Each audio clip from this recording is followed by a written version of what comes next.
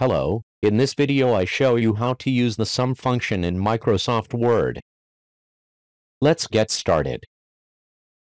To use the sum function, go to Layout then select Formula. Now you use the sum function to calculate the total by row or column. Next, I introduce how to use the sum function when you want to calculate the total within a certain range or number of cells. The columns are marked A, B, C respectively. The rows are marked as 1, 2, 3 respectively. Based on that, you use the sum function to calculate the total in a range or non-adjacent cells. Instead of summing all the cells in a row, I just sum in a range from A1 to B1. Or I just sum 2 cells out of 3 in a row. I sum cells A1 and C1. Similarly, you calculate the total of a range or a number of cells in a column.